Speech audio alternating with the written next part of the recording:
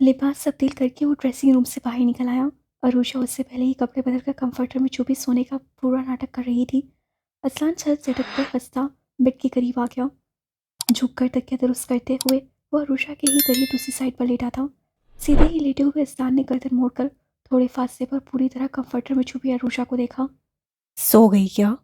उसकी तरफ करवट बदलते हुए वो इतने प्यार से पूछ रहा था कि अरूषा का दिल बेकरार सा हो गया। उससे चेहरे से कंफर्टर हटाकर गर्दन मोड़ी। असान उसी की तरफ करवट लिए मोहब्बत से उसे देख रहा था। नींद आ रही है? उसी तरह उसे दिखते हुए अब भी उसकी आवाज़ मोहब्बत से गुंदी हुई थी। नहीं।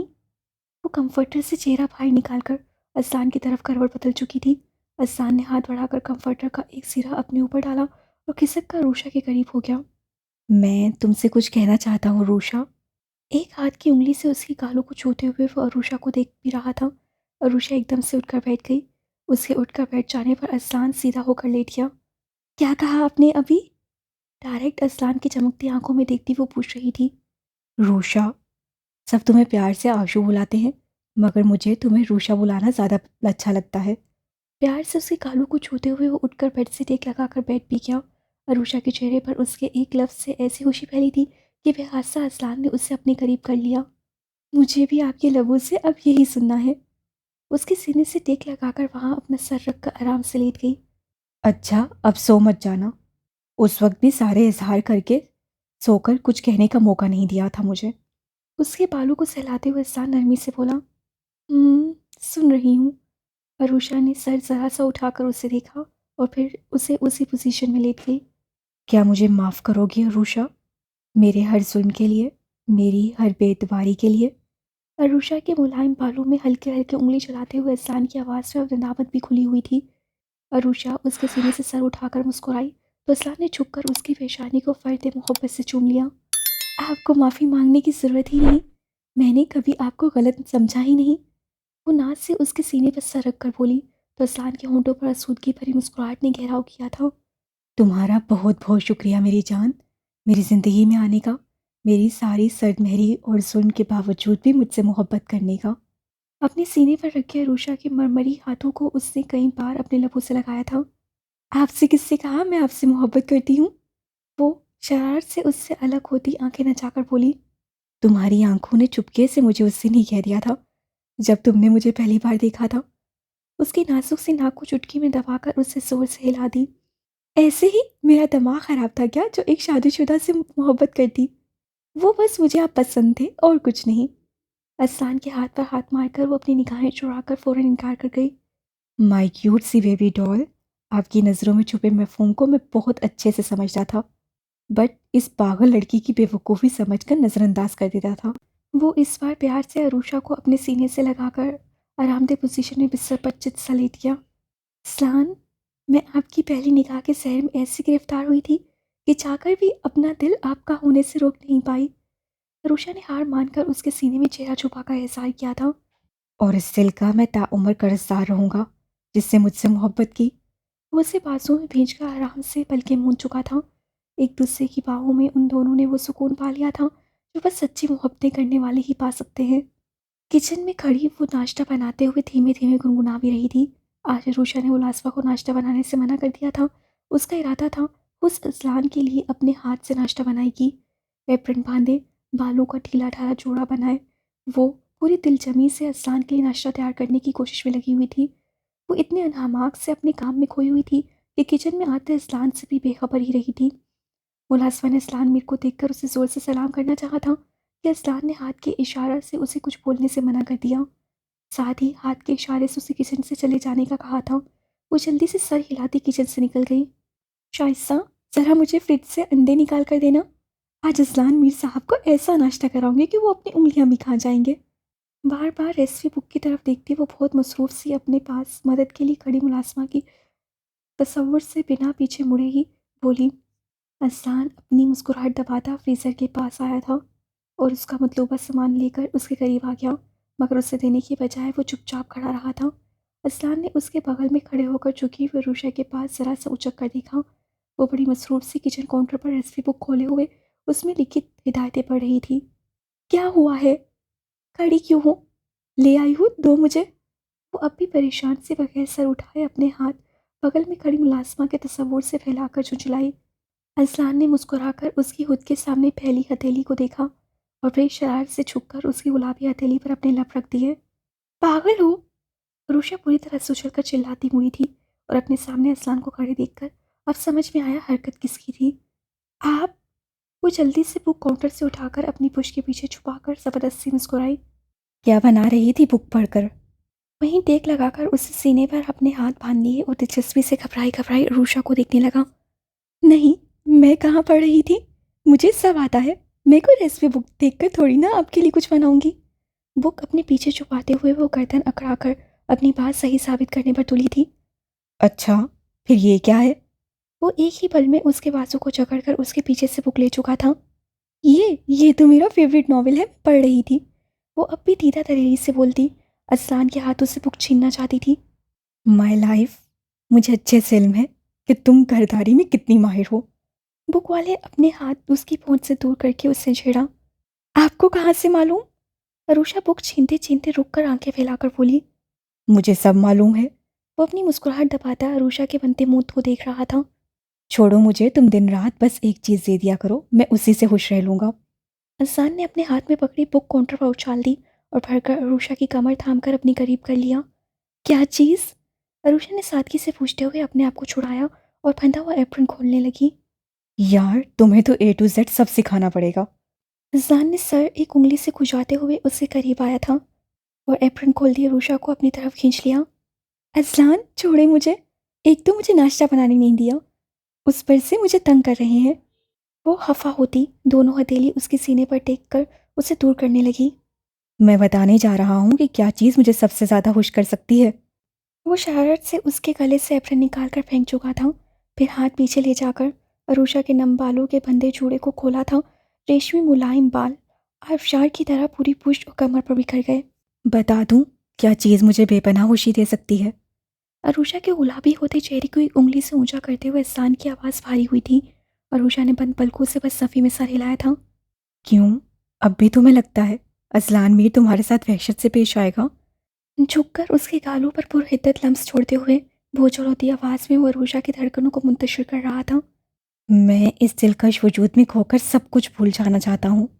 उसके कान में कहते हुए अजलान ने अरुषा के दोनों हाथ जबरदस्ती अपने गले में डाल माला की सूरत में बांध लिए और अजलान के हाथ अरुषा की पुष्प पर सरसराते हुए कमर पर कसने लगे थे। वो अभी इसी तरह उसके वजूद में खोया रहता कि बाहर अजीब सा शोर मचा था। अजलान को बेहंगम सा शोर इस वक्त बहुत नागवार गुजरा था। खुद से अरुषा को नरमी से अलग करते हुए वो किचन से बाहर निकल आया।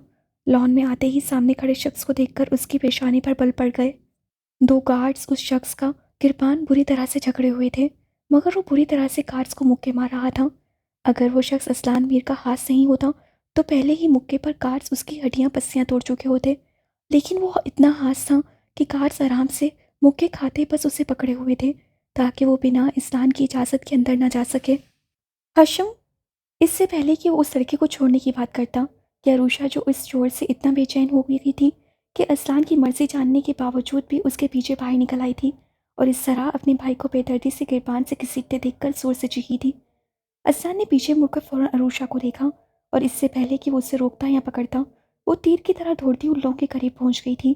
मगर इससे पहले कि वो गार्ड्स पर शेरनी की तरह झपट पड़ती, उससे भी तेजी से असलान ने उसका पासू पकड़कर अपनी तरफ खींच लिया। असलान, मुझे छोड़ दें, वो मेरे हशम को मार रहा है, वो मेरे हशम को तकलीफ दे रहा है। अरुषा जैसे दीवानी हो गई। वो हशम पर एक खरोंच भी बर्दाश्त नहीं कर सकती थी, किसी मर्द का हाथ बर्दाश्त नहीं कर सकती थी। उसकी दीवानगी ने असलान को एक बार फिर से डॉक्टर के बात के बारे में सोचने पर मजबूर कर दिया था। मुझे छोड़ दें, वो मेरे भाई को मार डालेंगे, छोड़े मुझे, छोड़े। चीखती चिल्लाती वो अपनी सारी ताकत लगाकर अपने बाजू को असलान से छुड़ाने की कोशिश करती। बस हशम के बेबस चेहरे को देख रही थी। गार्ड सारा तमाशा देखते हुए हशम की किरपान को थामे असलान के हुक्म का मुंतज़िर थे। हशम अब बिल्कुल साकित हो गया था और रुषा की दीवानगी से उसकी आंखों में नमी सी उतरने लगी थी। वो उसकी सिर्फ बहन नहीं थी, उसकी जान थी, उसकी दोस्त, उसकी हमराज। वो दोनों एक जान दो जिस्म थे। अजलान, मुझे छोड़ दे, मुझे हशम के पास जाना है, मुझे मेरे भाई के पास जाना है, वो मार डालेगा उसे। वो जैसे दीवानी सी हो रही थी, ऐसा लग रहा था कि वो अपने होश में नहीं थी। छोड़ दो मेरे भाई को, उसे कुछ हुआ ना तो मैं तुम्हारा खून कर दूंगी। छोड़ दो मेरे भाई को, तुम सब भेड़िया हो, हवसप्रस्त भेड़िया। असलान से अपने बाजू छुड़ाते हुए पूरी आवाज़ से चीख रही थी, रो रही थी। असलान को पूरा यकीन हो गया था कि उन दोनों के माजी में ऐसा कुछ गुजरा था कि अरूशा किसी का भी हशम का छूना बर्दाश्त नहीं करती थी। ऐसे कई लम्हे उसकी यादों में गुजरे थे जब आनिया उससे पहले मिली थी, उस रात वाला हादसा और उसकी शादी वाले दिन का उसका दीवानापन। उसने गार्ड को हशम को ले जाने का इशारा किया था। गार्ड्स हशम को इस बार बेदर्दी से खींचते हुए ले जाने लगे। मैं कहीं नहीं जाऊंगा अपनी बहन से मिले बिना, छोड़ो मुझे। अब हशम भी पूरी तरह से चीखने चिल्लाने लगा तो असलान के इशारे पर एक दो गार्ड्स और भी आ गए पड़े थे और उन्होंने हशम को छकड़कर खींचना शुरू कर दिया। ये सब देखकर रूशा के जहन को झटका लगा था। आज से कुछ साल पहले का मंजर रोशन हो गया। उसका मासूम भाई, वो खुद और वो दरिंदा। वो खामोश खड़े अपने बाजू थामे असलान की तरफ मुड़ी और उसकी आंखों में नफरत से उतर आई। मैं मार डालूंगी तुम्हें, मार डालूंगी। उसने उसे नोचना घुसना शुरू कर दिया। वो अपने होशो हवास में नहीं लग रही थी, ऐसे जैसे उसे पहचान भी नहीं रही थी। होश में आओ अरूषा, क्या हुआ है? असान ने उसे बाजू से थाम कर पूरी तरह से छोड़ा था। वो मार डालेंगे उसे, शाहनवाज खान, और वो मार डालेंगे उसे। एकदम से उसके होंठों से निकला था और वो अपने होश खो दी वहीं उसके बाजू में झूल गई। असान उसे इस तरह से बेहोश होता देखकर भोखलास आ गया। रूषा, रूषा। बदहवासी से उसे संभालते हुए उसके गाल भी थपक रहा था, उसकी सांसें भी जैसे टूट रही थीं। असान ने एक लम्हा भी बर्बाद किए बिना उसे अपने बाजू में भरा था और अपनी गार्ड की तरफ भागा था। कोई डोर खोलकर अंदर आया था, मगर हशम ने सर उठाकर आने वाले को देखने की कोशिश भी नहीं की। बस वो एक तरफ फर्श पे बैठा हुआ घुटनों में सर छुपाए हुए था। असान धीरे धीरे चलता फर्श पर बैठे हशम के करीब आ गया। हशम ने इस बार अपना सर घुटनों से उठाया था। सामने खड़े असलान को देखकर हशम के होंठों पर सेहन मुस्कुराहट आ गई। आपने ये सब करके आज फिर से साबित कर दिया कि आप एक बेरहम इंसान हैं।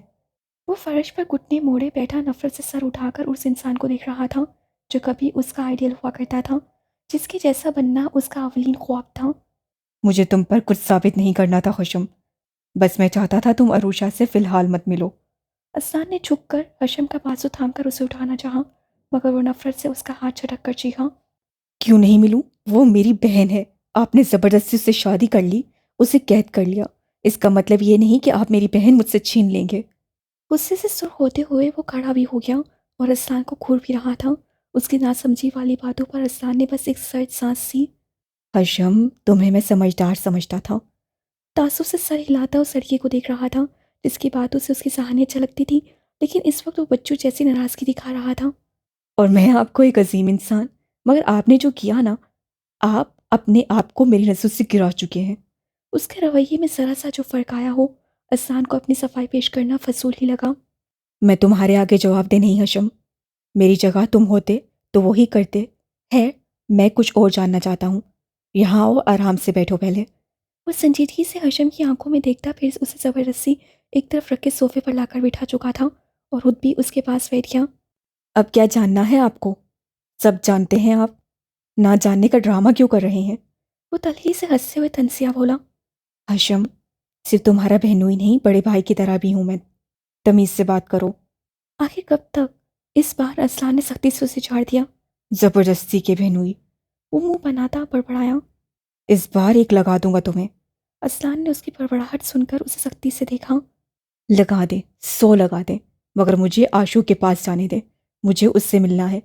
इस पर नम होती आंखों से असलान ने जैसे मिन्नत की। मुझे तुम्हारे अरूषा से मिलने पर कोई एतराज़ नहीं हशम, बस कुछ मसलियत थी, इसलिए तुम्हें दूर रखा। तुम मुझसे मिल सकते हो जब तुम्हारा दिल कहे। असलान ने प्यार से उसके शाने को सहलाते हुए हशम की नाराज़गी को ख़त्म करने की कोशिश की। मुझे आप पर यकीन नहीं। वो अब भी बदगुमान था। तो मत करो। तुम मेरी बीवी नहीं जिसको यकीन दिलाने के लिए मैं कोशिश करूं। इतनी देर से नरमी से समझा रहा हूं, अकल में बात नहीं आ रही है। असलान को भी गुस्सा आ गया। हशम ने नाक हुए चढ़ाए हुए जल्लाद बहनोई को देखा। सीधे तरीके से जो पूछूंगा उसका जवाब देना, वरना जुबान से सब उगलवाना मुझे अच्छे से आता है। सारी नरमी पर रखकर वो अपने पूरे चाहो जलाल के साथ उससे पूरी तरह से घुर रहा था। क्या जानना है आपको? असलान के जलाल में आते ही हशम दीनवा पड़ गया। बहुत कुछ। सबसे पहले ये बताओ कि सारी प्रॉपर्टी रूषा के नाम क्यों है, तुम्हारे नाम क्यों नहीं? असलान सीधे मौजू पर आकर उससे सख्ती से पूछ रहा था। क्योंकि मेरी माँ को मुझसे हद से ज़्यादा मोहब्बत थी और वो जानती थी शाहनवाज खान प्रॉपर्टी के लालच में मेरा खून भी कर सकते हैं। हशम सिर्फ बोला नहीं था, बहुत दलही से सर झटक कर हंसा भी था। वॉट? तुम उनके इकलौते बेटे हो, वो तुम्हें क्यों? असलान को सच में झटका लगा। सोफे पर पहलू बदलते हुए वो हशम को हैरत से देख रहा था। मैं उनका बेटा नहीं हूँ। मैं हशम असफंदियार खान हूँ, ना कि शाहनवाज खान। हशम ने एक एक लफ्ज़ पर जोर देकर जैसे असलान को शौक लगाया। तुम शाहनवाज खान के भाई की औलाद हो? लफ्ज़ उसके होंठों से सरसराते हुए निकले थे। जी, मैं शाहनवाज का नहीं, उनके भाई की औलाद हूँ, जिसकी प्रॉपर्टी और बीवी दोनों पर शाहनवाज खान का दिल आ गया था। सब कहते हुए हशम की आंखों में सुर्खी और बढ़ी थी।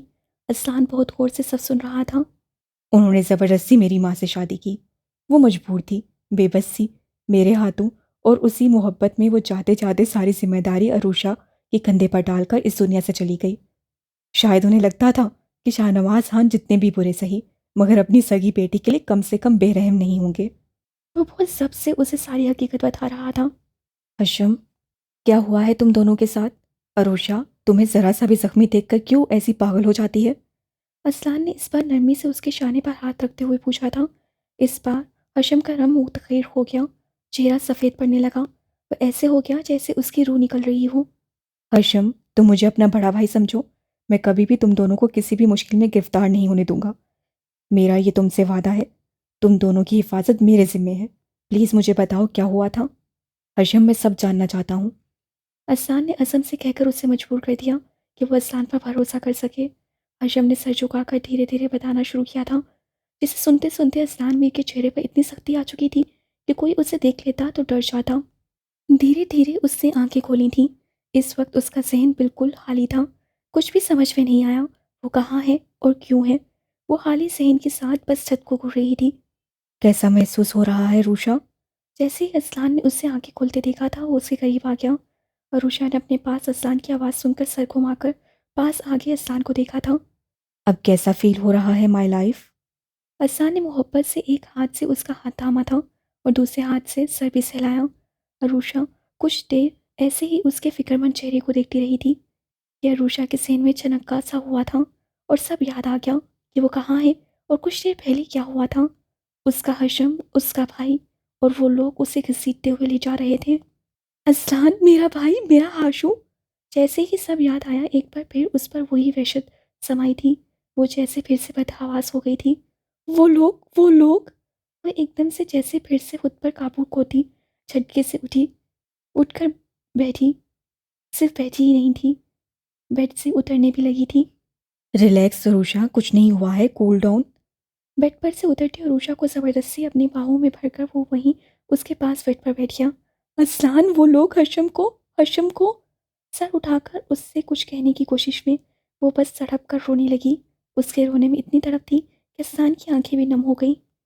उन दोनों ने कितने जख्म उठाए थे, कितने दर्दनाक वाक़यात उनके साथ हुए थे। असलान के दिल पर ढेरों बोझ आ चुका था। मैं कुछ नहीं होने दूंगा तुम दोनों को। अब हशम और रूशा की हिफाजत मेरी जिम्मेदारी है। असलान मीर का तुमसे वादा है, वो कुछ नहीं होने देगा तुम्हारे हशम को। रूषा को अपने सीने में समेटकर वो लगातार उसके सर को सहलाते हुए चूम भी रहा था। रूषा के बेचैन दिल को जैसे करार सा मिला था। वो बेतहाशा फूट फूट कर रोते हुए बोली थी, अज़लान, वो लोग मेरे भाई को मार डालेंगे। आप प्लीज़ उसे बचा लें, उसे बचा लें। वो उसके सीने से लगी पूरी तरह से खौफसदा थी और रोते हुए इल्तिजा कर रही थी। रूशा, कुछ नहीं होगा हशम को। मैं करूँगा उसकी हिफाजत। वो लोग कुछ भी नहीं कर सकते अब। बस तुम रिलैक्स हो जाओ और रोना बंद करो अब। वो मेरे पास है, बिल्कुल ठीक, सही सलामत। अज़लान उसका सर सहलाता हुआ उसकी पूंछ भी थपक रहा था। मुझे हशम से मिलना है, आप उससे मिलने दें अज़लान। बस एक बार मुझे उससे मिलने दें, मैं और कुछ नहीं मांगूंगी आपसे। अरूषा उसके सीने से अलग होती उसी तरह बेतहाशा रोते हुए अज़लान के चेहरे को देखते हुए इल्तिजा करने लगी। तुम उससे मिलना ही नहीं, बल्कि अब उसे अपने पास हम लोगों के साथ रख भी लेना। मुझे अब कोई एतराज़ नहीं। पहले तुम ठीक हो जाओ, वरना हशम को दुख होगा ना तुम्हें इस हाल में देखकर। उसके गालों पर बहते आंसुओं को अपने हाथ से साफ करता, वो खुद पर सब करता, ज़बरदस्ती मुस्कुराता, उससे प्यार से कह रहा था। असलान ने खुद पर कैसे काबू पाया वो ही समझ सकता था, वरना रूशा की ऐसी हालत पर उसका दिल कट रहा था और दिल कह रहा था उनकी हस्तियों को सफ़ा दुनिया से मिटा डाले, ताकि कल किसी और हश्म और अरूशा को ऐसी अजीतों से न गुजरना पड़े। मैं ठीक हूँ असलान, बस आप हमेशा हमारे पास रहिएगा। मुझे बस आप पर यकीन है, बस आपके पास मेरा हशम महफूज है। अरूशा के दिल में जैसे ढेरों सुकून उतर आया। दोबारा उसके सीने पर सरकते हुए वो पुरसुकून हो चुकी थी। अरूशा को बस असलान मीर पर यकीन था, और असलान मीर अब कभी मर कर भी इस यकीन को टूटने नहीं देगा। मैं हमेशा तुम्हारे पास रहूँगा मेरी जान। अब कोई अरूशा को अजलान से जुदा नहीं कर सकता। उससे अपनी बाहों के हल्के में लिए वो बार बार उसके सर को बेतहाशा मोहब्बत और अकीदत से चूम रहा था। आज उसका दिल अपने खुदा का लाखों शुक्र अदा करने का कह रहा था, जिसने अरूशा बख्शी थी उसे। वो वाकई आपको आजमा कर बेहतरीन से नवाजता है। असलान को इस हिकमत पर यकीन आ गया। हशम बेचैनी से इधर उधर टहलता अरूशा का इंतजार कर रहा था। असलान मीर ने उसे सख्ती से हॉस्पिटल जाने के लिए मना कर दिया था, इससे वो दिल पर पत्थर रखकर उसके साथ नहीं गया था।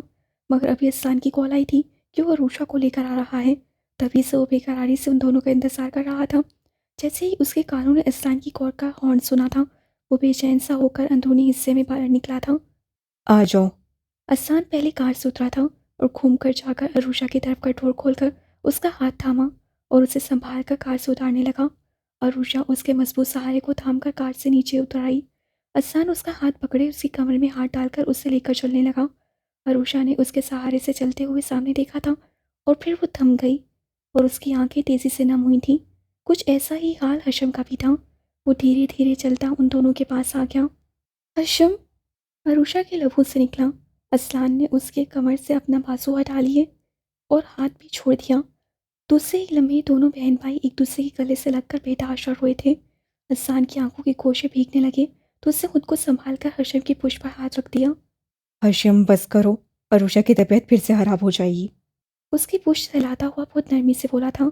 हशम फौरन खुद को संभाल कर उससे अलग होकर अब भी रोती हुई अरूशा के आंसू पूछते हुए बोला, आशू बस करना, अब तेरे रोने की भैं भैं से मेरे कान फट जाएंगे।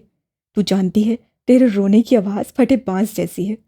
अपने आंसुओं पर काबू पाते हुए वह अरूशा को रोते में हंसा चुका था। अरूशा ने रोते रोते हंसकर उसके शाने पर जोर से मुक्का मारा था।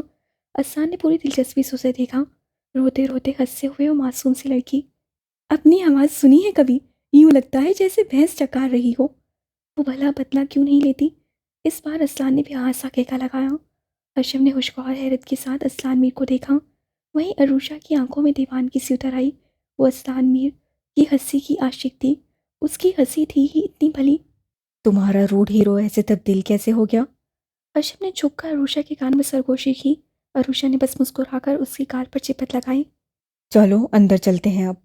असलान उनकी निगाहों को खुद पर महसूस करते हुए संजीदा हो गया और अरूशा का हाथ थाम कर उससे अंदर की जानिब कदम बढ़ाए थे कि अरूशा ने बस एक निगाह असलान पर डाली थी, फिर सर झुका लिया। उन दोनों के पीछे मुस्कुराता हुआ हशम भी था। असलान उन दोनों को बातें करता छोड़कर अपने बेडरूम में आ गया। इतने महीने बाद अरूशा अपने भाई से मिली थी। वो चाहता था वो उससे खुलकर बातें करे। बेडरूम में आकर सोफे पर गिरते हुए उससे अपनी पेशानी मली थी। जो कुछ भी हशम के मुंह से उसे सुना था, उसके दिल में हशम के लिए प्यार और भी बढ़ गया था।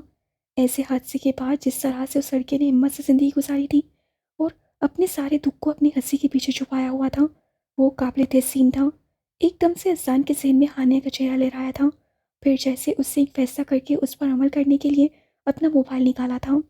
सलाम अलैकुम माँ, कैसी हैं? उधर से माँ जी ने जैसे ही हेलो कहा, उससे मोहब्बत से उनका हाल पूछा। वालेकुम सलाम। अल्हम्दुलिल्लाह मैं बिल्कुल ठीक हूँ। तुम बताओ, तुम कैसे हो अज़लान? तबीयत ठीक है ना? वहाँ सब खैरियत है ना? उनके एक साथ इतने सारे सवाल पर अज़लान के होठों पर थकी सी मुस्कुराहट आ गई। वो इस वक्त कम ही बात करता था क्योंकि ये वक्त माँ जी के सोने का था, इसलिए वो घबरा गई थी। माँ जी अल्हम्दुलिल्लाह मैं बिल्कुल खैरियत से हूँ, और यहाँ भी सब ठीक है। बस आपकी याद आ रही थी। अज़लान को हकीकत में इस वक्त उनकी पुरशफ़क़त मोहब्बत की सूरत महसूस हो रही थी। वो ज़हनी तौर पर खुद को थका हुआ महसूस कर रहा था। अज़लान सब खैरियत है ना? तुम ठीक हो ना? माँ जी की घबराई घबराई आवाज़ पर वो एक गहरी सांस लेकर रह गया। अब जब असलान मीर के लबों से ऐसे जुमले निकलेंगे तो वो घबरा ही जाएंगी। मैं ठीक हूँ बिल्कुल, हमेशा से ज़्यादा ठीक हूँ माँ। बस आपसे एक ज़रूरी बात करनी थी। संजीदगी से कहकर उन्हें कुछ देर पहले किया गया अपना फैसला सुनाने लगा। तुमने सोच समझ कर फैसला किया है ना असलान? ये मत भूलो, आज से कुछ महीनों पहले तुमने ही कहा था बेटे बाप का ही साया होते हैं। उन्होंने सारी बातें सुनकर उसकी कुछ महीने पहले की कही गई बात दोहराई। असलान ने आंखें बंद करके दोबारा खोली। माँ, अब मैं ही कह रहा हूँ, उससे बेहतर इंसान कोई और हो ही नहीं सकता। बस आप किसी भी बहाने से 2 दिन बाद मुझसे मिलिए। असलान ने सुकून से बोलकर उन्हें जैसे इत्मीनान दिलाया। अच्छा, मगर असलान ऐसे कैसे? सबको खबर क्यों ना करे? वो समझी नहीं, आखिर सबसे छुपा कर क्यों? नहीं, किसी को भी नहीं। बस आप फिलहाल कोई नहीं। हानि को भी नहीं बताइएगा, ठीक? माँ, किसी को नहीं तो किसी को नहीं, समझ रही हैं ना आप? वो इतनी सख्ती से बोला था कि उन्होंने हाँ में कह दिया। वो भी असलान मीर की माँ थी। बेटे ने किसी को भी बताने के लिए नहीं कहा था तो कोई खासी वजह होगी, ये सोचकर उन्होंने सवाल जवाब नहीं किया। असलान भी खुदा हाफिज कहकर मोबाइल टेबल पर रखकर वहीं सोफे पर लेटकर आंखें बंद कर ली। एक बार फिर असलान मीर का जहन मासी के वाक़यात में गोता लगा चुका था।